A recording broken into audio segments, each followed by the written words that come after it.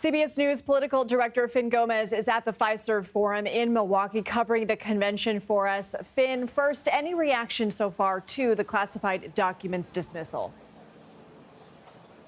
We did speak to some Trump officials earlier today.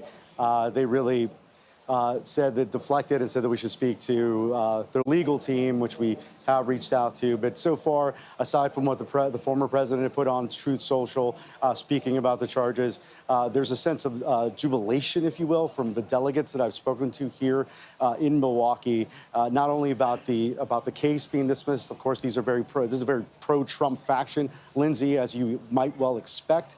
But they are very jubilant about the news. They feel that there's a certain momentum that he's had recently, even given the dark, terrible incident that occurred, the assassination attempt that occurred over the weekend in Pennsylvania. From what I'm being told, from not only state GOP chairmen and chairwomen, but also like delegates and people allied with the campaign.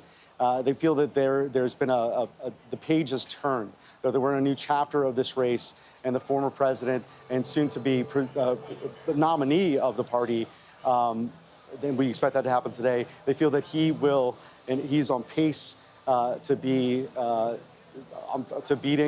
Joe Biden. And so I've heard that repeatedly and collectively here in a very hot Milwaukee, Wisconsin. What are we expected to hear from the former president when he gives his remarks this week?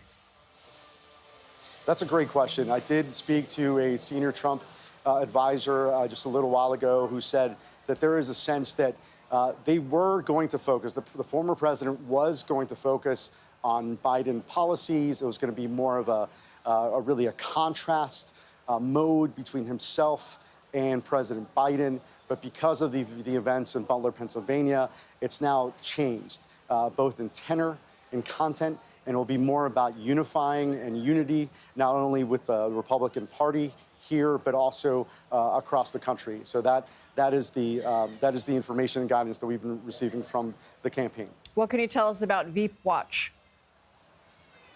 Yeah, great question, and that is I think the hot topic here. You know, Lindsay, everybody's asking me about it.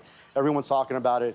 We do know that there has been a lot of attention recently to Ohio Senator J.D. Vance, the senator, the lawmaker from the Buckeye State, has received what I think we're calling momentum in the last few days. Our great political reporter Shauna Mazzell, who's been covering J.D. Vance in Ohio and in D.C., has alerted us that there's been a lot of movement, around his house in Ohio, but also a security detail that we haven't really seen with some of the other top contenders.